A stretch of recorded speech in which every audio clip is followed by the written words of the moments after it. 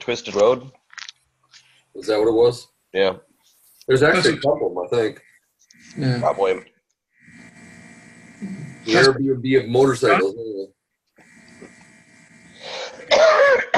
Get started. Sure. You guys want an inspiration? Yay! Yeah. You ready for this? My fellow Rotarians, you have this power to use language to share your ideas, to touch hearts, and to bring about change in the world. As Rotarians, we have the power to speak and share, to explain and to educate, to inspire and to influence. It is our responsibility to share our talents and ideas and to find meaning in other people's messages. May we use our skills to provide service to others less fortunate and help them to be self-sustaining. May we continue to grow as Rotarians so we stand in our community as a symbol of those willing to freely put service above self and make this, our community, and the world a better place to live. Hi, Harold. There you go. If Emilio shows up, we'll have him do a safety moment at the end. David Knight's going to talk about himself today. I'm going to give him the floor. Okay. So I'm David Knight. Been on for a while. I guess I'll start with motorcycles and stuff, and where that all started with originally for motorcycling and stuff. I started riding in dirt on. I was fortunate enough to have a recreational property, a large recreational property to ride around on. So when I was about 11 or 12, I think it was, we talked my dad into buying a motorcycle for us. And so we bought a Honda, I think it's called a Trail 90. And that was a great bike because we would take off and go through the fields and the bush and all kinds of different stuff that way. So that's where we, and I have a brother. So both him and I, he's a year younger than what I am, rode the bike, and it was pretty much a bulletproof bike. It was fun to drive. And as we got older, we started to leave the property and started venturing out on the gravel roads. So before we actually had the license, but at that time it was gravel roads and there wasn't a lot of people on them. So, and then as time went on, and I got older, I got to be 16, got my motorcycle license, and so then I bought a Kawasaki 250 dirt bike, and that's got more power, more speed type of thing. So I enjoyed that. And at the property, I made a motocross track, so it was an on-off-road type of bike. So I would. This is made a motocross track, went back with a riding lawnmower and a scythe and got grass down and hill climbing with it, going through the bush, that kind of stuff. So I learned to ride essentially doing that kind of stuff for the most part. So that's where I started, is off-road more than on-road type of thing. I guess one of the scary moments with that bike was I was going to high school. And on a wet, rainy day, I was getting in a rush, hit the brakes, and slid the bike sideways underneath a parked car in front of me at a stop sign. So that was an interesting spot. But anyway, seemed to be, everybody was okay. She just pulled ahead, and we went our way, and there was no real damage done type of thing. But it makes you wonder when it's wet, what can happen. So I learned from that experience. And then from there, my next bike I went on to was a Honda CB750, 1978. I bought that one brand new. I just finished college and was working, and bought that bike and wanted to travel on the roads. So it was more interesting. One of my friends, he bought a Kawasaki, and so we did a trip down to the States. I went up along one of the Great Lakes for a motorcycle ride by myself. I do a lot of rides by myself at that time. So it was great for touring around. It was easy on gas, fun to drive, and so that's kind of the biking end of things. After that, the family came along, and the biking kind of went off to the side because I wasn't going to be able to. I had to spend more time with the family. I had 2 daughters at the time, so from a job end of things, when I finished high school, I went to college, and that was an electronic technical college, and went there. When I finished college, I was working for the Ford Motor Company at that time, and they were just coming out with electronic dashes, so that tells you how long ago that was. Electronic fuel gauges and speedometers and stuff like that. So I was doing that for a couple of years, and then there was a bit of a slowdown, and that basically petered out, and they basically laid everybody off and shut the plant down and moved the plant somewhere. So at that point, I came back home, and I worked in the family business for about 10 years, which was consumer electronics and stuff. So I was back in my hometown and doing that kind of stuff. And that's when I got married with my kids. And then shortly after that, it did about 10 years, and then consumer electronics wasn't looking so great. So I decided to move to Owen Sound, where I am now. And I work for a company called Edwards, or Chubb Edwards now, and I work on fire alarm systems. So I'm still employed, working, and so what I do in that case is get sales orders and work with salespeople, engineers, technicians, service techs, everybody, to make sure that we get the right product out to the customers. So. And then about 2 years ago, I decided to get back into motorcycling again.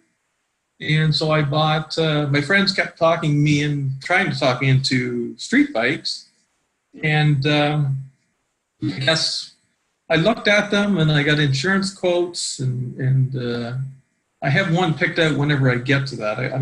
What I ended up buying is the KTM 1190, which is an adventure bike. So the reason I went that way is because I'm into photography too. So for me, I like to go off-road and into places where street bikes aren't going to go. And again, my off-road upbringing when I was riding a bike off-road, I enjoy that part too. So I don't mind going through the air, that kind of thing, and into gravel. So, and it's good for photography. I can get into different places. So.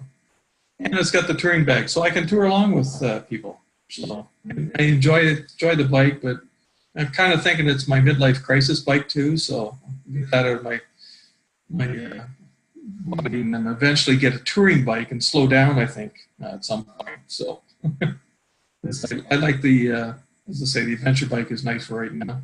So well, I guess I don't know. That's mainly it.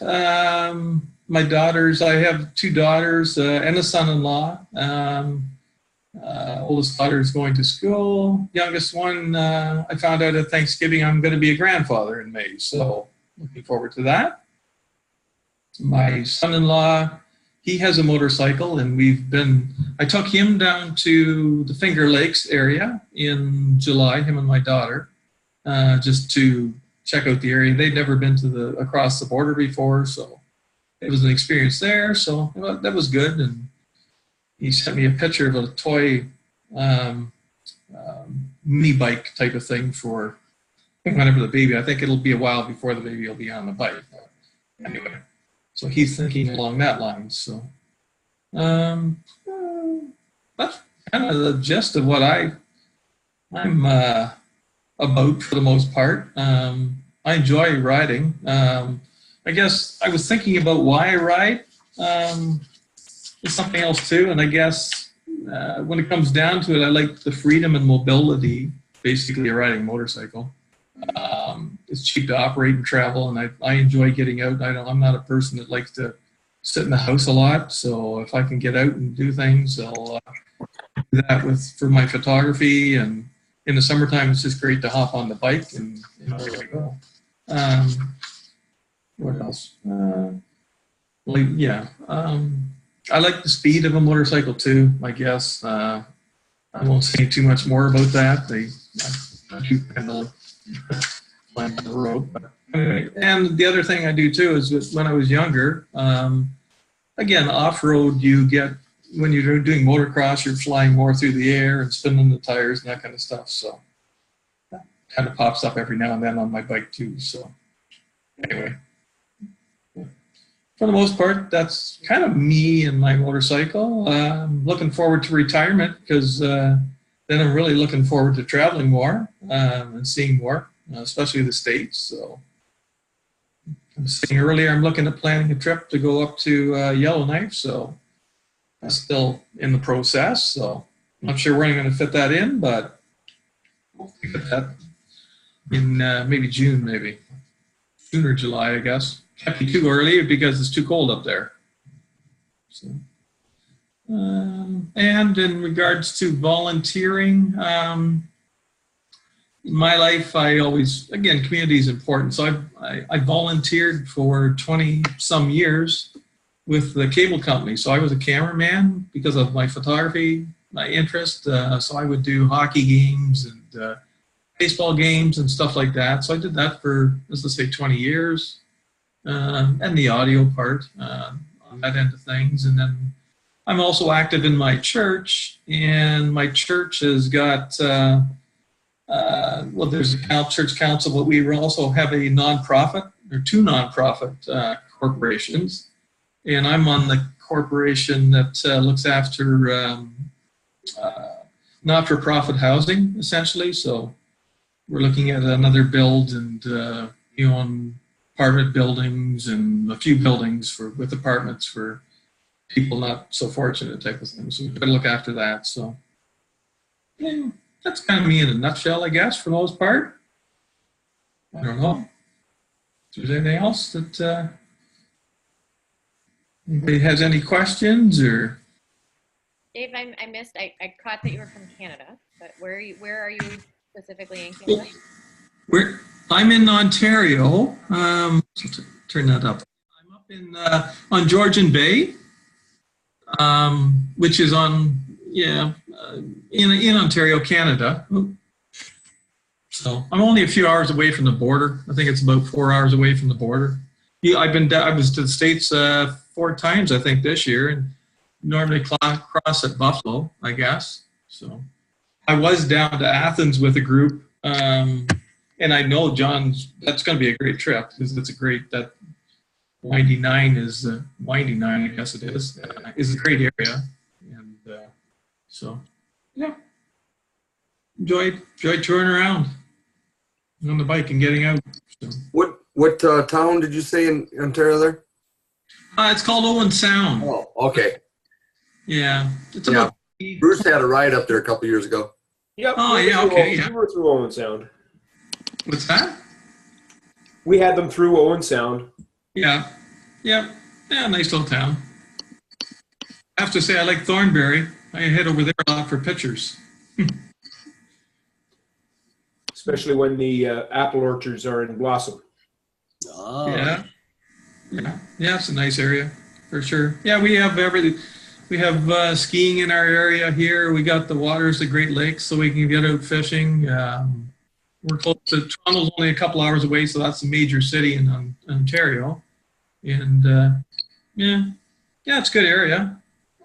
Pretty natural. And then we can go up in the peninsula, and there's camping up there and wildlife and all kinds of different stuff. So. True. Have you lived in Ontario your entire life? Yep. Yeah. I'm born and raised here.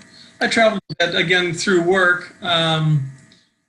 I used to get sent out to job sites years ago, so I've been down to working on a convention center down in Orlando and out in the hospital in San Francisco, and I think there was an Intel plant down in Arizona. Arizona in July and August is not a real nice place to be, but when you work in construction, that seems to happen. So, yeah. I think, and you know what, honestly, I looked at moving at one point. My neighbors were thinking about leaving North America and going someplace else. And I was kind of kicking around the idea, but now I'm going to have I'll be a grandpa, so I'm thinking I might have to be babysitting and that kind of stuff. So I'll stick around now. I like the area. It's a nice area. So Sure. yeah. My husband and I decided that we're buying a catamaran and we're moving to the Caribbean. That's going to make the All right. process a little tough, but I figured that my grandkids could come down. They probably wouldn't have any problem with meeting us in Barbados. Yeah. Yeah, I had that plan too, and I got the wicked daughters and wife look at the wicked looks back. So that's the end of No that. catamaran for you, Jerry? I was going to go with one of the Central American countries and live. I do that in a heartbeat. I You gotta know be what? underwater. It's interesting you say that, because one of the people from my church, he retired. She was a teacher, and he sold real estate, and they sold their house. They had 2 kids about the same age as mine, and they basically did what you're talking about. They have a sailboat, and they come back into Ontario for a few months in the wintertime, but they're down and they just tour around in the Caribbean. And I said, how do you feel about safety? And they said, they feel pretty safe. It's they tend to travel with people together, right? So Safety in numbers. stuff too, Yeah, I right? live near Detroit. I can live down there. So Amanda, something to think about. When I did some active duty with the Coast Guard down in the Caribbean, I met an old gentleman on a sailboat doing an inspection one day. And he said, son, there are 2 kinds of people who live down here. Okay, what are they? Them that are running from the law and them that are running from relationships. So when you go down there, be careful which category you fall into. I don't know. I'm not much of a runner. Have a fast boat. Catamarans move Oh fast. yeah, that's the purpose of the catamaran, right? So now that you're talking, are you going to display to us your Christmas sweater? This is the story behind this Christmas sweater goes like That this. story, just No. answer My yes or son no. walked out of school wearing it yesterday, and I said, "I'm stealing that." Yeah. How'd you think about it?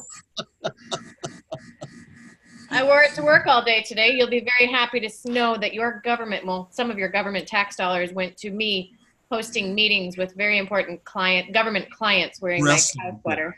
Yeah. And they're inviting you back to work tomorrow? I want They it. are. They have no choice. It's a cheesehead sweater. I want it. Oh, it's not a cheesehead sweater. I grew up where there's cows. I'm not from Wisconsin. Yeah. I've got Actually, my nutcracker socks I grew up today. learning hard lessons about cows on Jerry's Very good, John.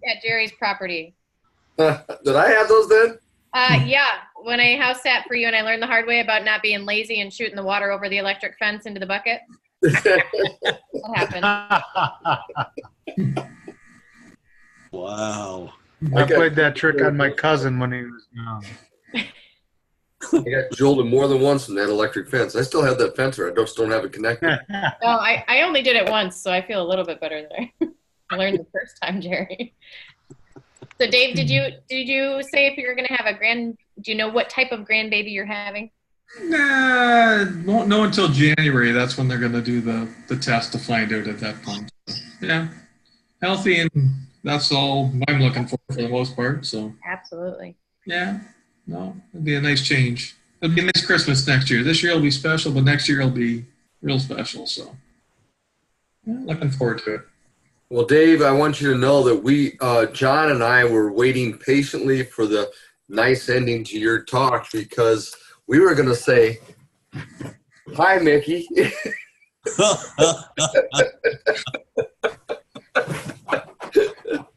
You corrected the camera somewhere in the middle. I'm having so much trouble with my computer. It's on my cell phone, and I was trying to fix it so that it would rotate, but I give up.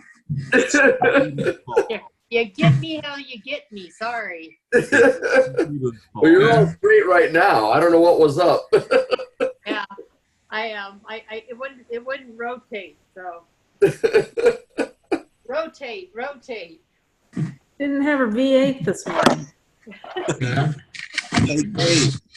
that's right. Top it all Yeah. off. Oh, great. Hey, Dave, It keeps sliding. Mm-hmm. Dave, do me a favor.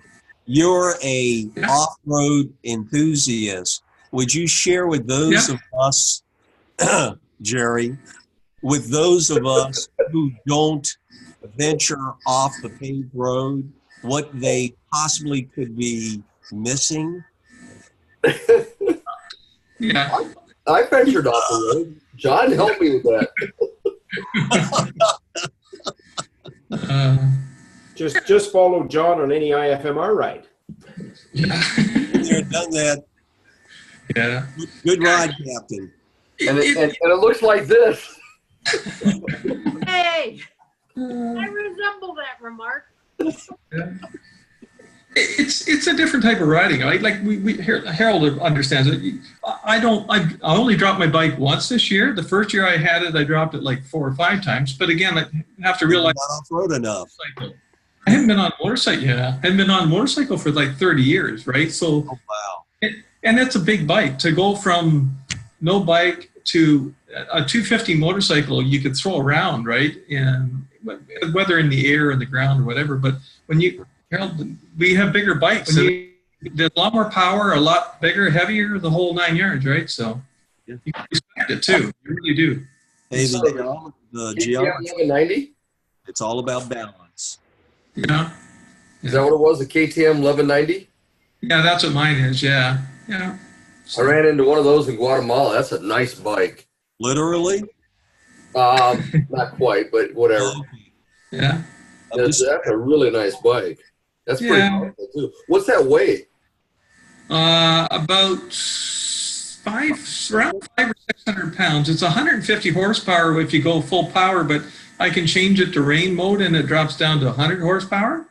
Yeah. And- It's something like 580 some odd pounds.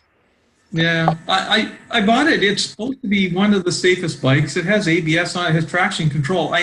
It's almost impossible to spin the tires, even if I go to off-road mode. I think there's another setting I have to change Yeah. to even be able to spin the tires. I can't spin the tire. So It's because of the automatic traction control. Once you disengage, you can do a wheelie, spin tires, and the whole 9 yards. yeah. It's an interesting bike, but it's scary for the electronic end of things. It just all electronic. In the old days, I used to get seeds in the carburetor. So in the old days, you go through a field, next thing you sucked up seeds, so you have to pull the carb off and take it all apart and put it back together again and get the junk out of it and stuff. But Do that now. that's fun. Yeah. Right? Good deal. Thank you. Yeah, no, I like the bike, and as I say, I at some point my next bike will be a Gold Wing. So just for those people that like the gold.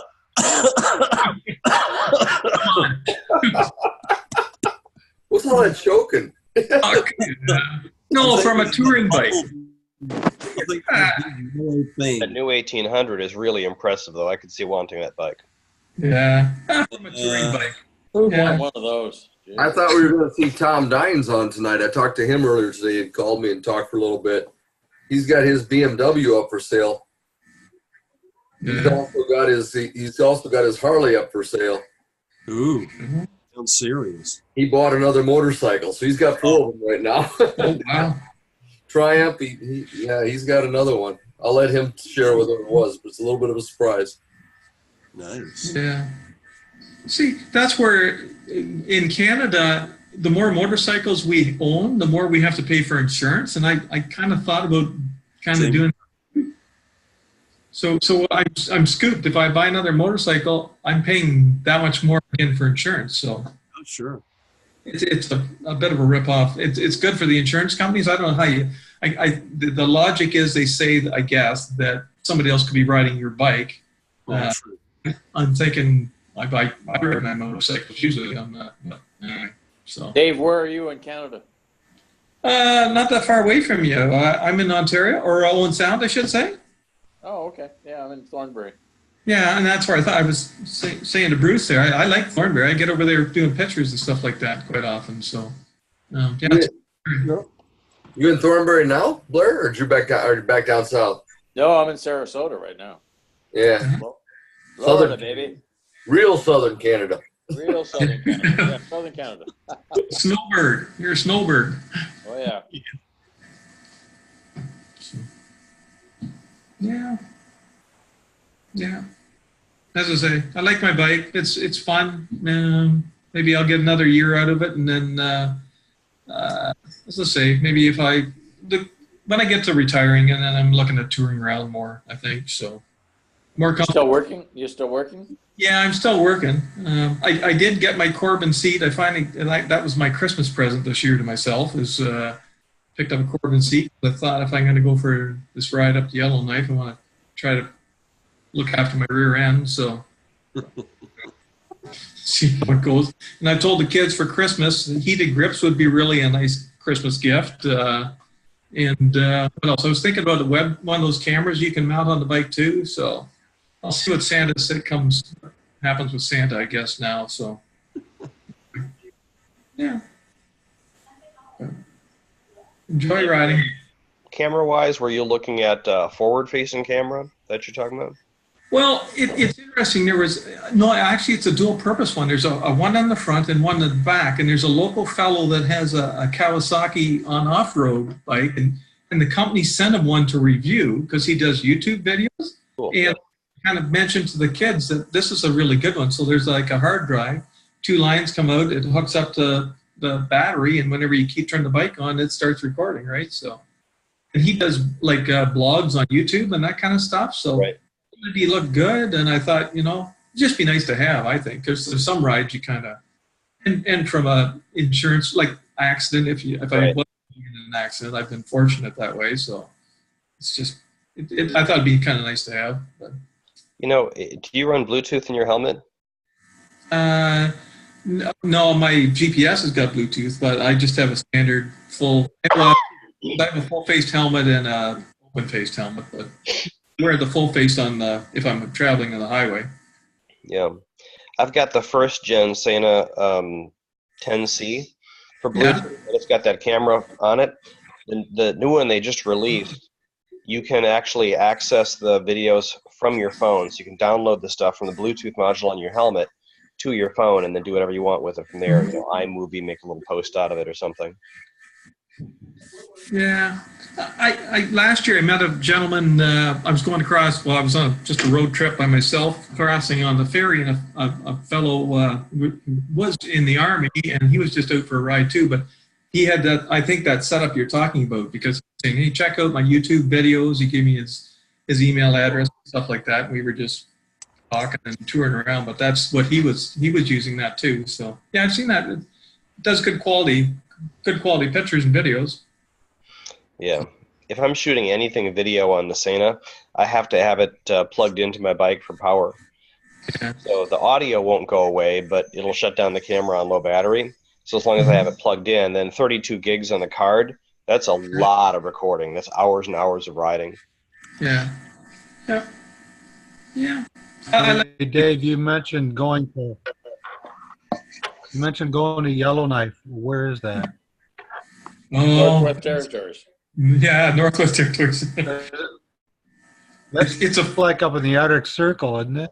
Yeah, pretty much. From where I am, Wow. I think it's 48 hours from where I thought it was shorter, but it's like 48 hours. Yeah, it's way to hell north. So yeah, it's up there. So I have to pick when I can go, right? It's like late June, July. Right. And the bugs are interesting, I guess, up there. And I'm learning all kinds of stuff about, I was talking to somebody else that did it, I think last year. And basically he was doing the Airbnb thing, which I'm going to look into more now for accommodations. Because he didn't book stuff and was doing stuff on the fly. He got up there and he had to pay, I think he said $400 a night for like a room. So if you can book stuff beforehand, I think I'm going to try doing that. So I haven't done that yet, but I have to pick my days to go. So yeah, it'll be a long ride. So Should be interesting. I like the wildlife. I'm just hoping I get pictures of it and nothing comes up in front of me too much. Dave, are you fluent in French also? No. Now, one of the movies that I just shared with Linda from the Toronto Motorcycle Film Festival this year, it's all in French. And I thought, oh, let's try closed captions. Oh, well, that's in French too. Yeah. But Hey, Scott, you got to learn how to say Toronto right. It's not Toronto. It's Toronto. Toronto. Okay. It's been a long time since I was living in Minnesota. I've lost my northerner. Yeah, you got to get up there. Yeah. If you're anything like me, it comes out when you start drinking, Scott. Yeah, I get a little bit of a Fargo comment on that one. My Army roommates, my first one was from Duluth and my second one was from Fargo. And by the time all three of us got done with that deployment, we had this mishmash of really bad northern. Yeah, my wife calls me on it all the time when I get back up there, or my dad's wife. She's got a fairly strong Minnesotan accent. She likes to pick on. But this video from the film festival, it's about a guy doing a real similar trip. I don't know if Northwest Territories is heading into Alaska or something like that. But again, it's all in French, so the movie's good though. Yeah. If you can understand it.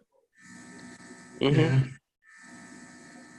Yeah, it used to be if you're traveling with GPSs now, like when you get into different parts, I do want to travel out east too when I do get out that way. And with the GPSs, and sometimes when you get into Quebec, it's better now, I think, because they're more open to tourism and stuff like that. So, but sometimes the language can be a real issue if you're in the middle of a deep area where it's a lot more French or prominently French, then you're stuck, right? So that's where I rely on the GPSs. They're a little trouble in deep Pennsylvania. Okay. South Carolina. Yeah. Hey. There was a time we did this May ride out in Tennessee and brought my wife with, and I had to translate for her when we stopped at this little lunch barbecue counter. She couldn't understand the Kentucky accent. Barbecue was probably good though. Oh yeah. Yeah. Yeah. Well, I have the GPS, but I also have, I was saying before to Jerry that at that one time, I do have that Garmin, what is it? The satellite thing. Garmin InReach thing. So I find that handy too. So I can't get lost, right? Hopefully. John's just sent me a message that shouldn't be repeated.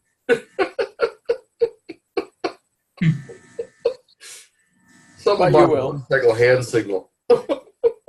A universally recognized hand signal. I think you can still get lost even with the GPS, huh? Oh, yeah. Yeah. Oh, yeah. Only in the tundra of Pennsylvania. Them thar's hills, boy. That ain't no tundra. Or Ontario. How's that go? You are here, but where the hell is here? Mm-hmm. They got to put a message in there that says, you can't get there from here. Yeah. Well, that was the trouble. It didn't have that message. Mine's popped up with a message. I have it set to go on the highway, and it the one time it popped up and said, go off road. So it has a sense of humor, I thought, but it told me to go in the middle of the field, which I don't know why I was thinking to go there, but I think we were trying to find a winery or something. Yeah, I actually had one that that told me to go across a field to get on the highway. I mean, it literally telling me to go through a road that was obviously long since gone. Yeah. Yeah. Yeah. It's not perfect. But they help, right? Better than nothing. Better than the old days. I remember in the old days having a map, on my tank or in the pocket. So, you had to track of stuff too, right? So Yeah. more convenient, but not perfect. Yeah. I'll take it over the old way, which was my mother's directions. Yeah. I still like a good old-fashioned paper map. Yeah. Well, and that's good too. I agree. I mean, I have a GPS as well, but you don't seem to get the big picture like you do when you open up a map. Great. Yep.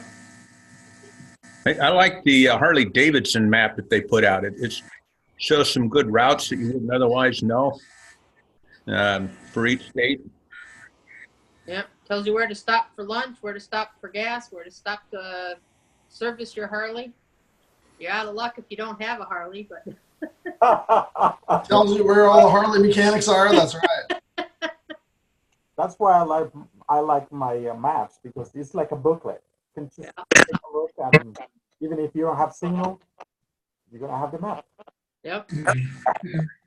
Which is why you should always have both, right? Plan B. Speaking of routes, for those of you who have been on the Winding Nine, if you have a favorite route that you would like me to include, please send it to me by email, and I'll include it. I've been on about 5 of them, I think. Plus, there's the triple nickel. Otherwise, I'll just pick it at random. They all look like good rides. They all are. Whatever you choose will be great.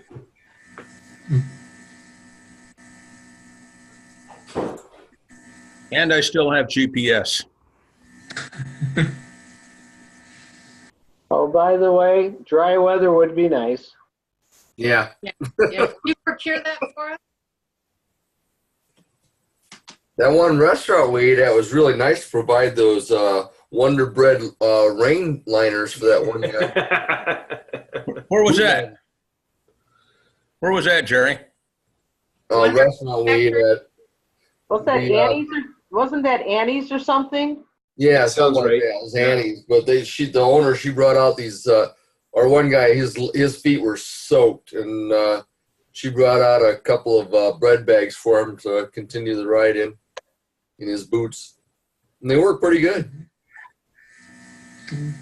So, John, do you have a hotel picked out for in Athens? Yeah, I have it on the IFMR Facebook site. Do you have access to that? Yeah, I do. I don't use Facebook as much after, again, what was that happened today, I guess it was. They had another hack again or something. But anyway, yeah, I'll pick it out. But, okay. I'll check it out. And it's under the events section. Okay. I haven't looked. Linda, did you put it on our club website too, or? Put what up? The John's event? Yes, I think so. Let me look.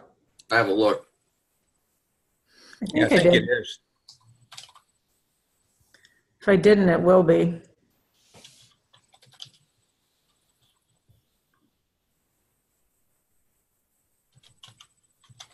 Maybe. The Institute for Financial Management and Research. Oops. Come on, there it goes. This is the group Rotocyclist IFMR-NA. I think Linda, how do we get to the club website? Motorcycling Rotarians eclub.org. Wow. Can you send that to me? Yeah. Motorcycling, that's a mouthful. No, I don't have that. It as a favorite, but it comes up right. I'll get it up on our website. It's IFMR.org, right? There's Dash. website is different than IFMR site. There's also the IFMR website too. Right, I got that. Yeah, I thought it always used to be IFMR. Yeah, but if you put in .net or something else, you end up with the finance code. There's two different organizations we're mixing back and forth here, guys. The club is what we're on right now today, and that's our club website. IFMR is a separate organization. Yeah, I know. That's good. It is confusing. I put both web addresses down there in the chat box.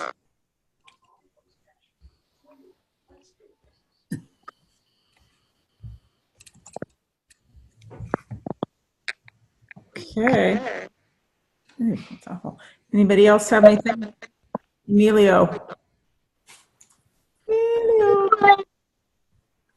Lincoln. I'm ready. Emilio, where are you? Where art thou? I'm right here. Can you all hear me? Yeah. Okay. I got a couple things for you today. I have, well, I'm supposed to have a presentation, but my video is not working. So let me see here. Can't hear you, dude. Can you hear me? Nope. No, can you hear me? Yeah. Okay, I'm gonna try to speak because my microphone is somewhere. I don't know where. Can't hear you. I can hear you and I can see you, but you've got an echo. I have an echo. I'm hearing an echo from everybody.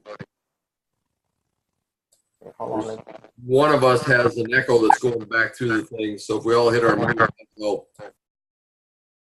If we all what? Everybody mute. Okay, can you hear me now? Yep. Is that better? Nod, please. Okay. So today my safety presentation and safety tips that I have for you is I have, as you well know, is deer season. I don't know if you have encountered deers on your time or not, but what are you doing to prevent from hitting a deer? One of the things that I do is I have deer whistles in my bike. I have connected these two contraptions in front of my bike, and it's a high sonic type of thing that we can't hear it, but the deer can, especially coming down on my driveway. The driveway of my house is about 3/4 of a mile, and the deer are always on the bend of the driveway. So I have, to prevent that, I have done that. And also my pipes are loud, but the deer do not respond to loud pipes. That's, old wives' tale that the loud pipes you hear, the deer will hear you. They are in different frequency than us. They won't hear that. So what I find out is that those deer whistles really work. We can't hear them, but they do. So that's one of the things that you should be thinking about. Put on your bike, especially if you ride on the mountains or if you ride in places where deer are prevalent. And believe it or not, if you go down to Key West, there are deer in Key West. And if any time that you go and you see some sort of grassland, it's going to be deer there. So everywhere, they're not just where we live. Even in high parts of California, on the high Sierras of California, you'll find deer or other type of animal that might not hear you. So those deer whistles are pretty good idea to have on your bike. And also some other things that I have carried with me is a whistle. If you see an animal and you have a whistle handy with you, that'll work, get their attention, rather than, again, the pipes or the sound of your bike. So those are some of the things that I have today, that the deer. My next thing that I have is road safety. Sometimes we don't notice how your tire is, the tread is wearing out. And I didn't notice, but I have some high bars in two sides of the tire, one on the outside and one on the middle of my tire. So because I saw the wear tire on my side was okay, where the arrow goes, I thought, oh, I have tread left. I checked in the other side and the tread was completely gone in the middle. So that's some things that you want to check. This is they are off season, so the prices on the tires are in some places lower for your motorcycle than when normally you're riding. Like, for example, if you ride in the summer months, that's when they're going to upcharge you for your tires anytime you go. So before you take a trip, check your tires. Check if you're planning, especially in June, So before June, a month before, check your tires and see what the tread is. Your front tire is always going to be in better shape than your rear tire. For every one rear tire, it's actually the other way around. For every one front tire, I'm changing 2 rear tires. My tires were about anywhere from 12,000 miles to 16,000 miles. But I use Dunlop's 407s. People tell me that Michelin's are better, and I have not yet tried any. So if you had experience with any tires, please tell me any recommendations. But the kind of ride that I do is pretty hard on the tires, mountains and everything. So that's my second thing that I have. And then my third thing that I have is how to store your bike for the winter. One of the things is you got to have your trickle charger. Make sure your trickle charger is on.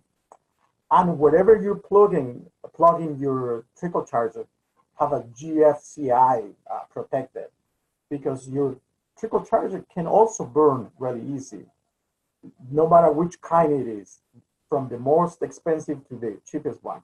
As long as it's between 1 amp to amp and a half, that'll keep your battery fresh, and that'll start, because otherwise you're gonna lose your battery.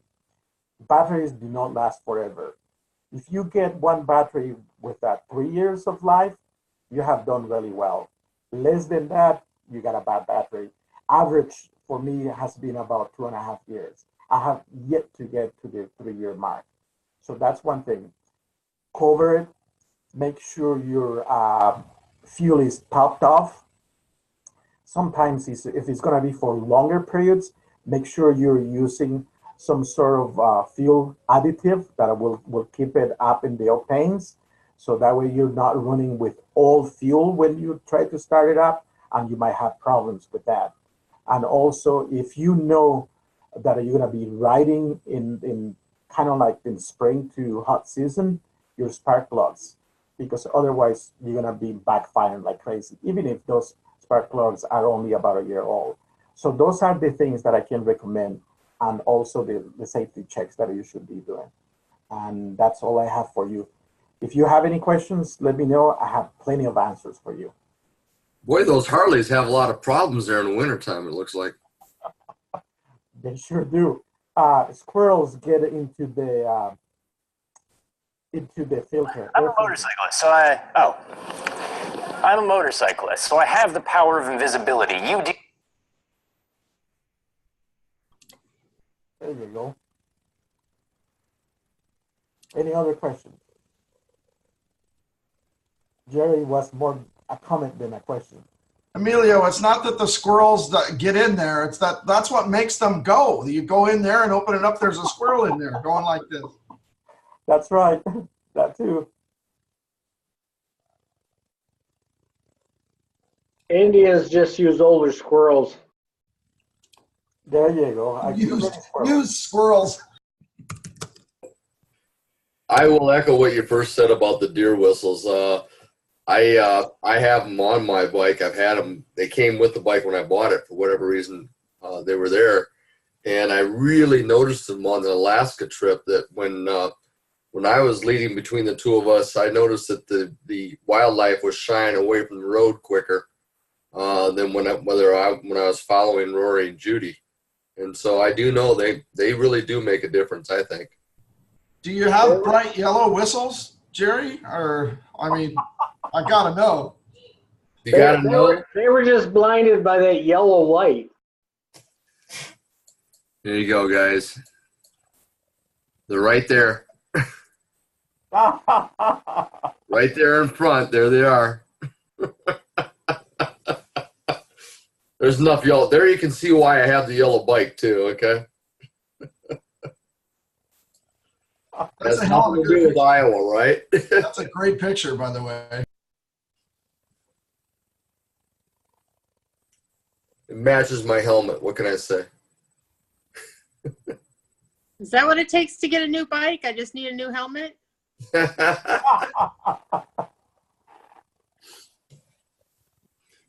You ready to give up on your red one there, Mickey? My red, green, dragonfly green. No. Oh, yours. Yeah. Oh, I thought you were talking Two- about the got one you. two I always squirrels. thought you were talking about your sidecar one. Oh, yeah, the sidecar. Yeah, it's got 3 squirrels. 3 squirrels and a dog. Yeah. Oh, that's why you got the dog chase the squirrels. That's right. Oh my God. You guys are awful. But it's true. I mean, I was looking for the picture of the nesting squirrel in my air filter. I mean, I have evidence. Support it. Unfortunately. I'm not sophisticated enough to know how to share my pictures. At least not on the phone. I'll hang up on you by mistake. All right. Who wants to lead us in the 4-way test? Because we're almost down to the end of the hour. Who's going to volunteer? No volunteers. I'll give it a try. Yay, Michaela. I wanted to show Yay. this. Okay, so 4-way test is what the moral code for personal business and business relationships. Is it the truth? Is it fair to all concerned? Will it build goodwill and better? Friendship. Will it be beneficial to all concerned? And is it fun? Is it fun? Woo. Woo. Does anybody have anything else for the good of the order before we close the meeting out? Well, no meeting next week. The Royal Order of the Water Buffalo. Just to wish everybody a Merry Christmas and a Happy New Year. Merry Christmas, Keith. Merry Christmas, all. Merry Come back January. Christmas. Keep it warm. And we won't meet again till next year, right? January 9th. Okay. All right. Everyone have a great, happy holiday. All right. Happy New Year, everybody. All right. You decided which way you are. You keep changing it all through the meeting. Stick around for the board meeting. Okay, good night, folks. Getting down to board members here, huh?